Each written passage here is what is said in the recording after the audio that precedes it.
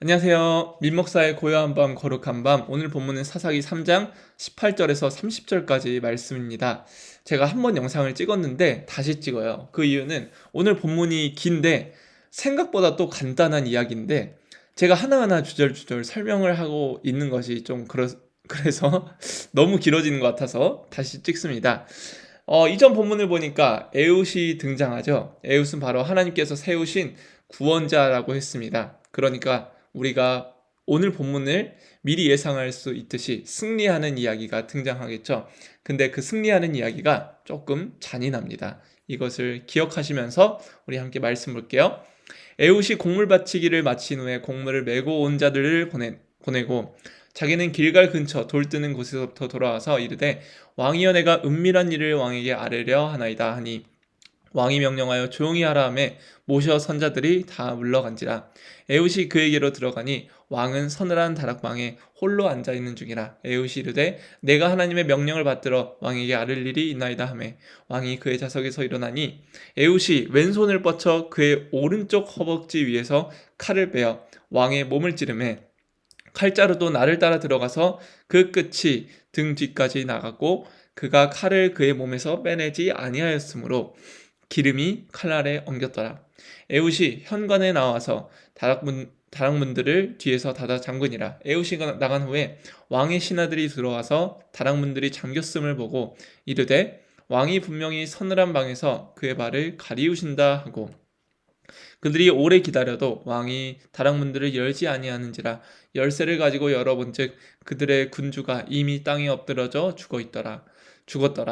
그들이 기다리는 동안에 에웃이 피하여 돌 뜨는 곳을 지나 스이라로 도망하니라.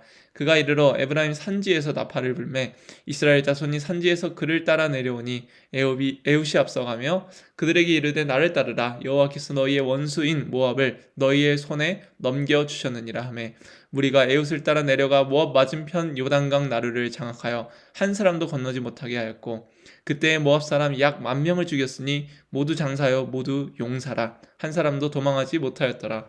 그날의 모압이 이스라엘 수하에 굴복하며 그 땅이 80년 동안 평온하였더라. 아멘. 오늘의 본문을 보니까 이제 에훗이 곡물을 바칠 그때 같이 오게 되고 먼저 사람들을 돌려보냅니다.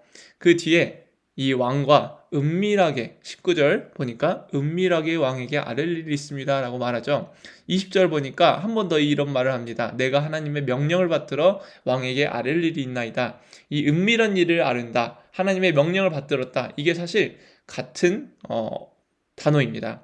그러니까 은밀하게 하나님의 명령을 에글론 이 왕에게 아를 일이 있던 거죠. 그러니까 이 왕은 어떻습니까? 같이 있는 신하들이 보지 못하도록, 또 함께 있지 못하도록 그 사람들을 조용히 보내죠. 자, 이 단둘이 남은 상황 속에서 에웃이 이제 에글론을 공격합니다. 왼손을 뻗쳐 허벅지에서 칼을 빼서 왕의 몸을 찌르죠. 22절, 22절이 좀 약간 잔인합니다. 칼자루가 나를 따라 들어갔는데 등 뒤까지 나갔고 칼을 몸에서 빼지 아니하였더니 기름이 칼날에 엉겼더라 라고 하죠. 조금 이 왕이 비대한 왕이라고도 하기도 했는데 우리 사람 몸에 칼이 들어가면은 잘 빠지지 않는다고요. 그것과 마찬가지입니다. 또 한편으로는 학자들은 이 기름이 칼날에 엉겼다라는 이 문장이 죽을 때의 경련으로 인해서 항문에서 흘러나오는 분비물이라고도 해요. 그러니까 어쨌든 아주 더럽고 잔인한 일들이 벌어진 겁니다. 24절을 보면 왕이 분명 이제 에웃이 죽이고 도망을 갔는데 왕의 신하들이 그 사실을 확인하러 딱 들어가려고 하다가 다락문들이 잠겼음을 보고 이제 다시 돌아가죠. 그때 쓴 표현이 서늘한 방에서 그의 발을 가리우신다라는 표현이 있습니다.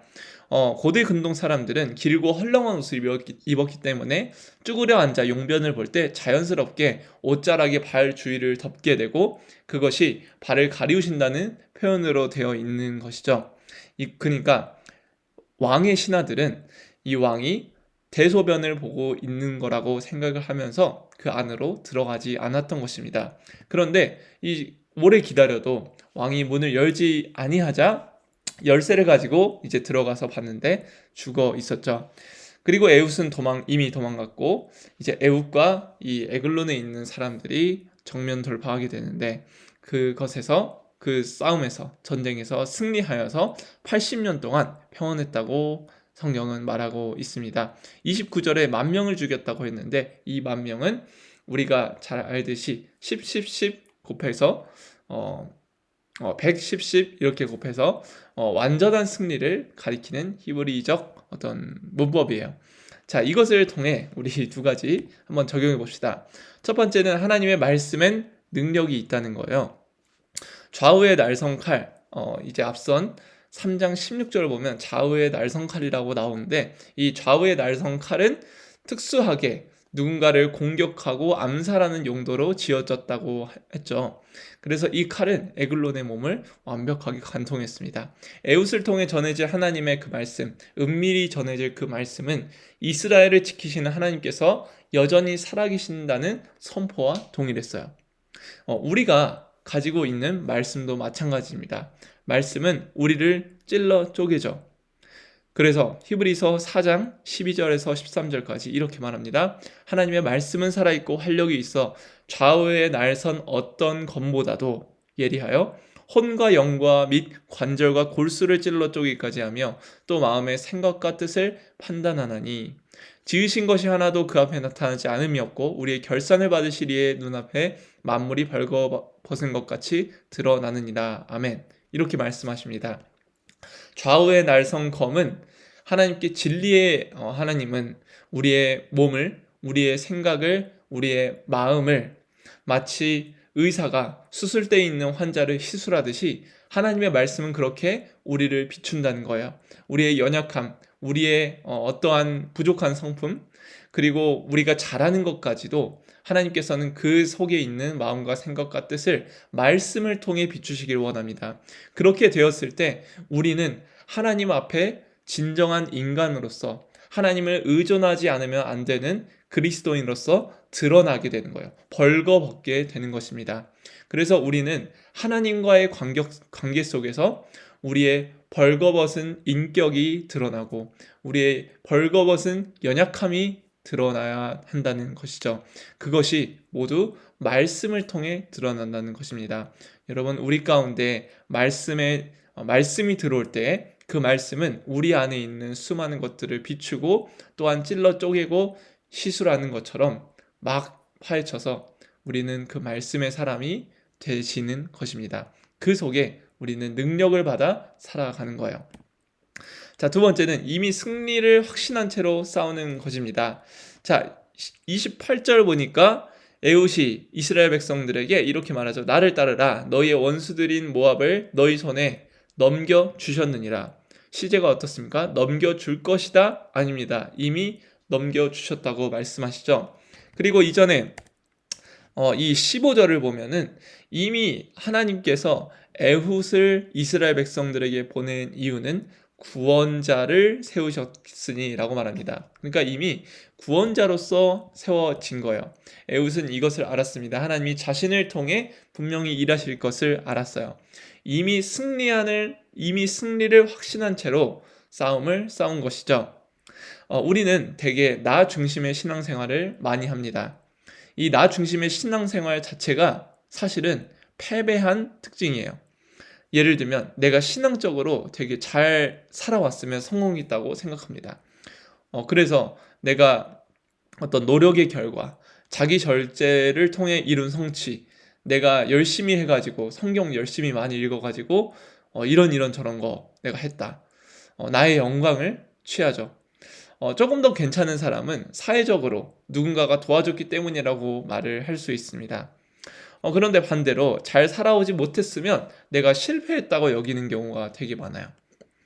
예를 들면 하나님의 그 말씀을 지키는 것이랄지 아니면은 사회적 관계 속에서 누군가와의 관계가 단절된다랄지 많은 실패 속에서는 내가 잘 살아가지 못했으면 실패라고 생각을 할 때가 있죠. 그래서 변명을 하고 또 나의 어떤 논리와 생각들을 뒷받침하려고 부단히 애씁니다. 그러나 그리스도인이 보장받은 그 승리는 나의 어떠함에 달려있지 않은 거예요.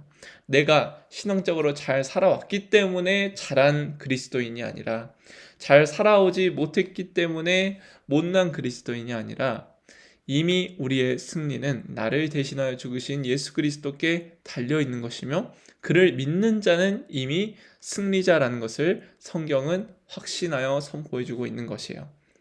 누군가를 용서하는 차원도 마찬가지인 것 같습니다. 나에게 잘못한 일을 용서하는 이유도 내가 하는 것이 아니라 예수께서 나에게 이미 베푸신 은혜에 감격하여 해야 하는 거예요. 만약에 누군가가 말했기 때문에 내가 용서를 해야 된다, 혹은 내가 그 친구가 불쌍하기 때문에 용서를 해야 된다 라는 태도는 사실은 잘못된 태도입니다. 오히려 그 용서를 통해서 나의 우월감을 확인할 수도 있고, 또 내가 누군가를 돕고 있고 나는 이렇게 마음이 넓은 사람이야 라고 깨달음을 얻을 수도 있죠.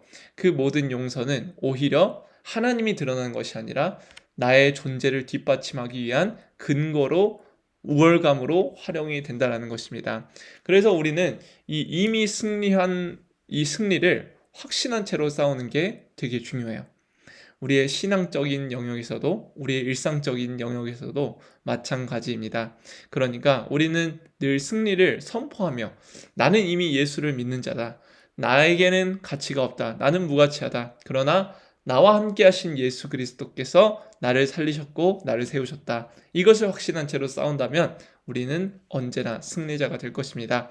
간단하게 두 개 함께 기도할게요. 말씀에 능력이 있음을 기억하며 하루하루 살아가게 해주세요. 또한 승리에 기반한 삶을 선포하듯이 내가 이미 이긴 자라는 것을 확신하며 살아가게 해달라고 우리 함께 기도합시다.